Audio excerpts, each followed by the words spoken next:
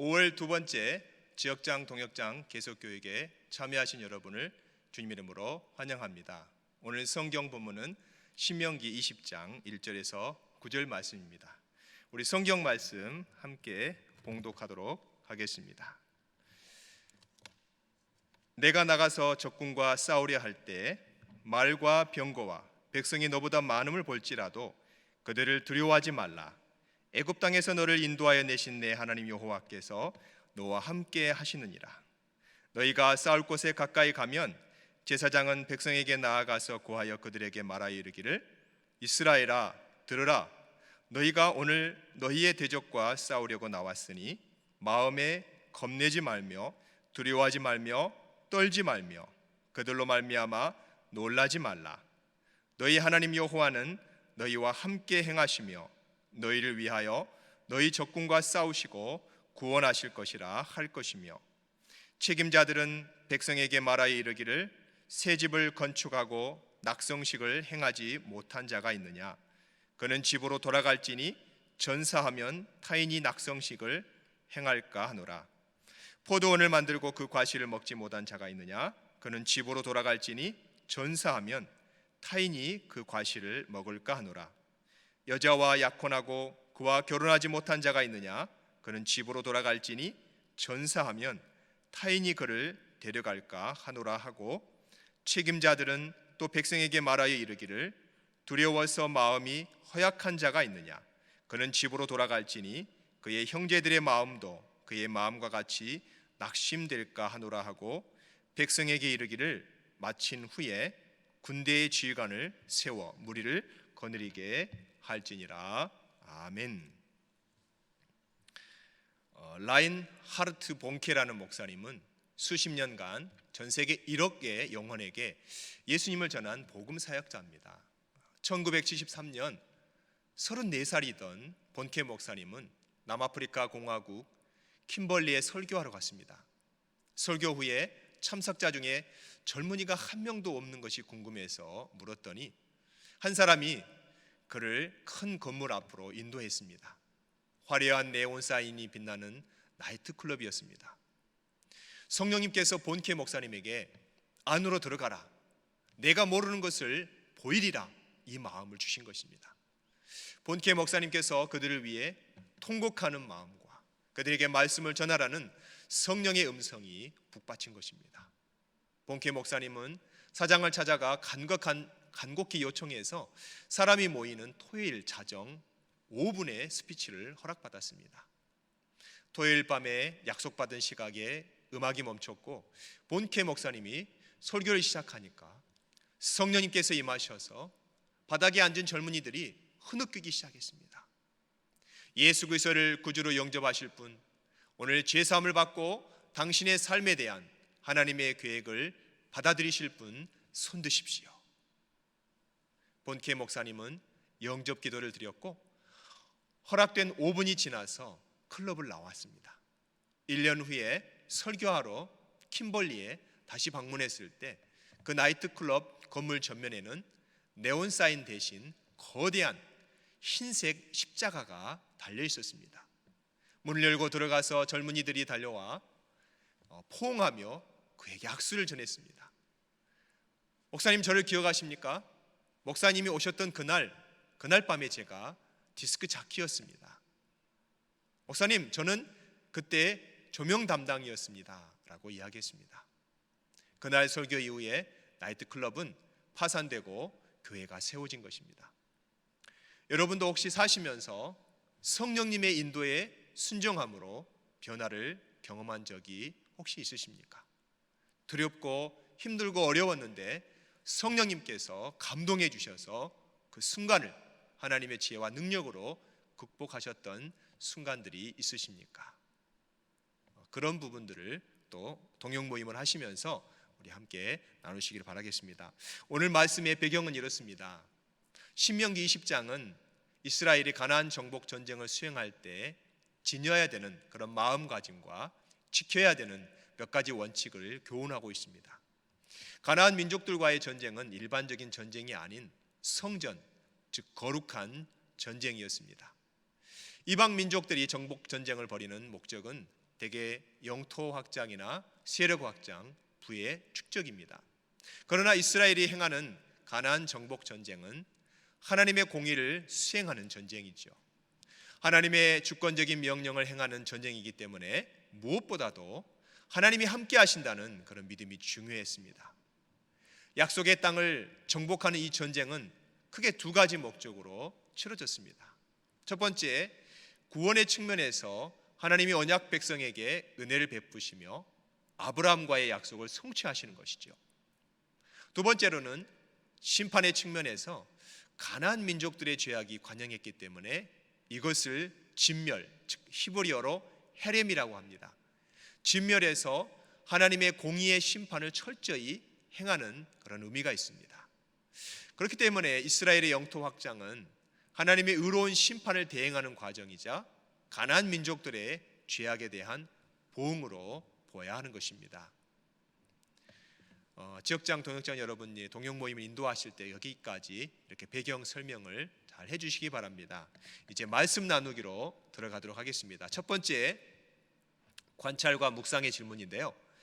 이스라엘이 대적과 싸우러 나갈 때 제사장은 군인들을 어떤 말로 격려해 주어야 됩니까? 이 질문에 관한 내용은 2절과 4절에 잘 나와 있습니다.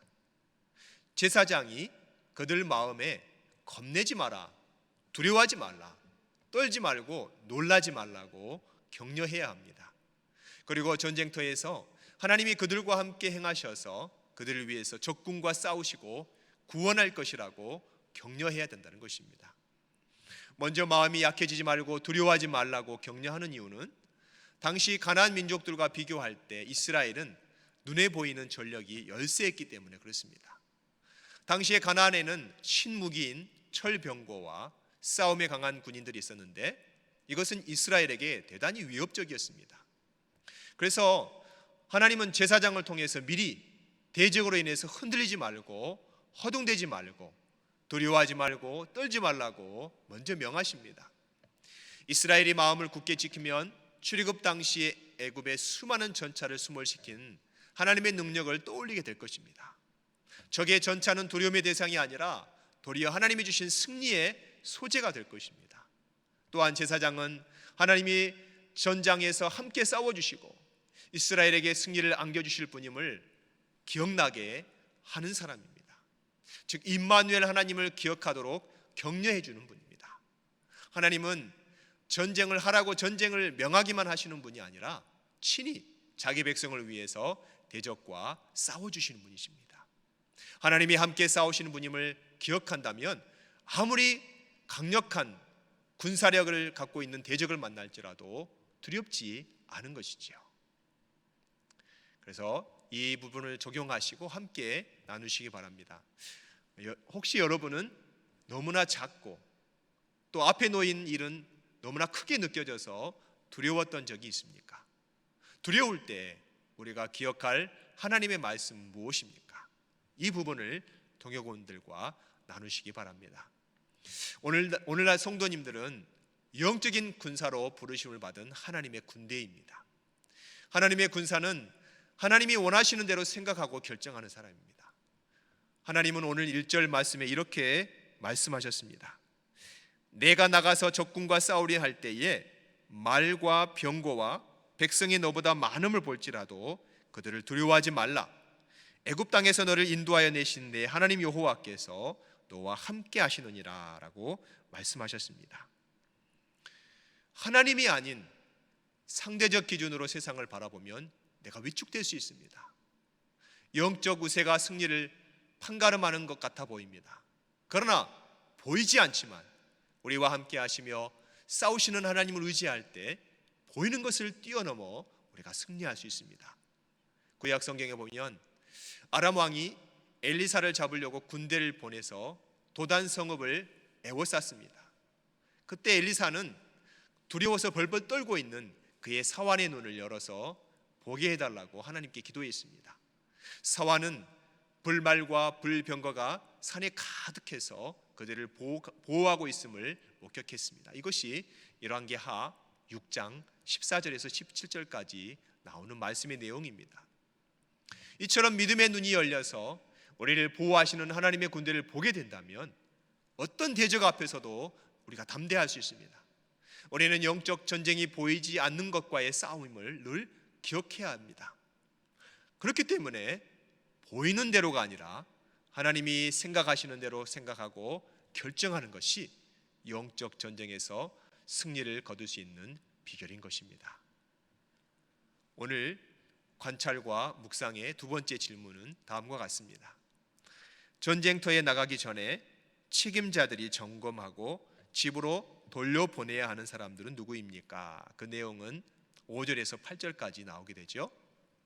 첫 번째로 새 집을 짓고 낙성식을 하지 않은 사람들입니다. 낙성식은 집을 다 지은 다음에 입주 전에 하나님께서 그 집의 주인이심을 인정하고 하나님께 가족의 안위를 의탁하는 의식이고 예배입니다. 그 집의 가장이 만약에 근데 참전해서 죽는다면 가족은 경제적인 위기에 처할 수 있습니다. 하나님은 한 가족이 안정된 삶의 기반을 마련하는 일이 전쟁에 참여한 일보다 더 앞서도록 배려해 주셨습니다. 두 번째로 포도원을 만들고 그 소산을 먹지 못한 사람입니다. 가나안에 들어간 후에 심은 각종 과목의 소산물은 5년째야 먹을 수가 있습니다. 그 때를 놓치지 않도록 하나님께서 배려하십니다. 세 번째는 약혼하고 결혼하지 못한 사람입니다. 언약 백성이 결혼한 뒤에 자손을 보지 못하고 전쟁터에서 죽는 것은 이스라엘 자손과도 언약을 계속 이어나가기를 바라시는 하나님의 뜻에서 어긋나기 때문에 전쟁에서 이렇게 배제시킨 것입니다. 네 번째로는 두려워하거나 마음이 약해진 사람입니다. 가나안 민족들의 외형적인 전력을 보고 겁내는 자는 차라리 없는 것이 전체 병력을 볼 때, 전체 병사들을 볼 때 유익한 것이죠. 사기를 떨어뜨릴 수 있기 때문에 그렇습니다. 하나님은 맹목적인 희생을 강요하지 않으십니다. 또 자기 백성의 행복에 관심이 많으십니다. 세밀한 부분까지 그들을 배려하십니다. 무엇보다 전쟁의 승패가 많은 군사나 강력한 무기에 달려있지 않고 하나님과 동행함에 달려있음을 분명히 알게 하시는 것이지요. 이제 적용과 나눔의 부분을 함께 적용하시고 나누시기 바랍니다. 그래서 하나님이 한 사람의 행복과 소망을 배려하시는 것처럼 내가 다른 사람을 배려할 일이 있다면 무엇인지 함께 나눠보시기 바랍니다.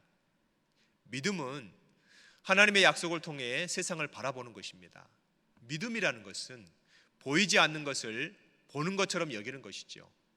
하나님이 바라는 것이 이 땅에 드러나는데 인간에게 요구되는 것이 바로 믿음이죠. 이때 중요한 것은 하나님의 약속을 붙잡는 것입니다. 또 하나님의 방법대로 행하는 것입니다.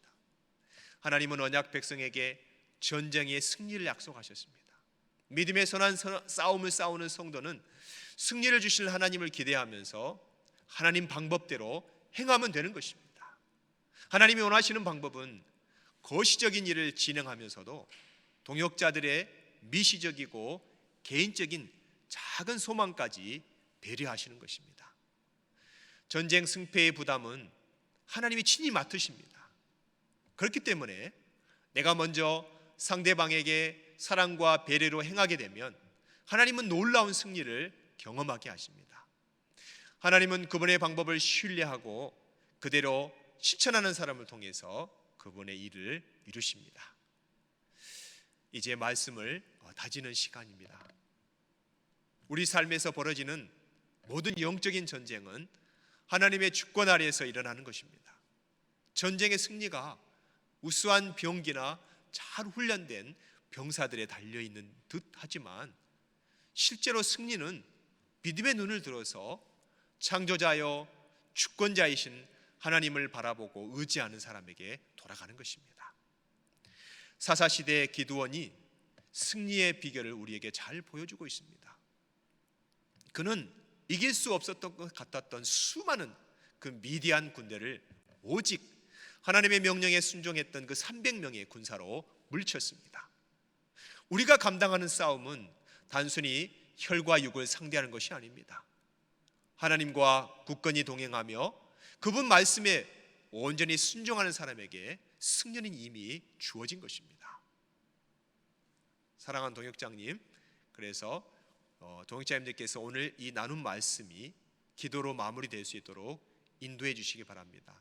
그리고 계속해서 중보기도를 인도해 주시기 바랍니다. 다음과 같은 제목으로 기도하시면 되겠습니다. 제가 대표로 기도하도록 하겠습니다. 함께 기도하겠습니다. 전능하신 하나님, 오늘 전쟁에서 승리하는 비결이라는 그 말씀을 우리 지역장님들과 동역장님들과 함께 나누게 해주셔서 진실로 감사합니다. 우리를 낙담시키는 일이 눈앞에 많지만 그때마다 믿음의 눈을 들어서 전능자 하나님을 바라보게 해 주시옵소서. 오늘도 함께 하시는 하나님을 의지해서 지체를 배려하며 믿음의 선한 싸움을 감당할 수 있도록 도와주시옵소서. 하나님, 특별히 이 땅에 임한 코로나 바이러스 병마로부터 우리 모두를 지켜주시고 진노 가운데도 긍휼을 베풀어 주시옵소서. 코로나 바이러스가 빨리 줄어들고 환자들이 회복되어지며 백신이 조속히 상용화될 수 있도록, 그래서 하나님 아버지, 모든 사람들이 그 항체를 형성할 수 있도록 하나님 인도하여 주시옵소서. 최전선에서 싸우고 계시는 의료진들과 영적 책임을 맡고 계신 목회자들, 특별히 열악한 후진국에서 섬기고 계신 선교사님들이 지치지 않게 도와주시고 또 그분들의 필요한 것들이 속히 채워질 수 있도록 역사하여 주시옵소서. 하나님, 현 시국으로 인해서 우리 연합교회 안에서 어려움을 당하시는 분들 혹시 있습니까? 그분들을 우리가 서로 돌아보고 사랑으로 섬기고 선행으로 돌아보아서 이 어려운 시기를 주님의 은혜와 사랑으로 잘 극복할 수 있도록 인도하여 주시옵소서. 그래서 그 어려운 시기가 다 지난 이후에 하나님께 감사하며 서로 사랑하며 격려하는 그 만남의 귀한 시간이 있도록 인도해 주시옵소서. 우리 주님께서 반드시 그렇게 인도해 주실 줄 믿고 의지하오며 우리 구주 예수님의 이름으로 기도드립니다. 아멘. 사랑하는 지역장 동역장 여러분, 이제 동역 모임을 이렇게 기도 중보기도 하시고 또 찬양도 하시고 주기도문으로 동역 모임을 잘 마쳐 주시기 바랍니다. 이 어려운 시기에 온라인으로 동역 모임 모이는 것은 정말 중요합니다. 힘들고 어려우시더라도 동역원들을 다 모이시게 하셔서 영적으로 말씀으로 잘 양육해 주시기 바랍니다. 또 부지런히 서로를 돌아보시고 주님과 함께 동행하시면서 건강하시고 승리하시기를 축원드립니다. 감사합니다.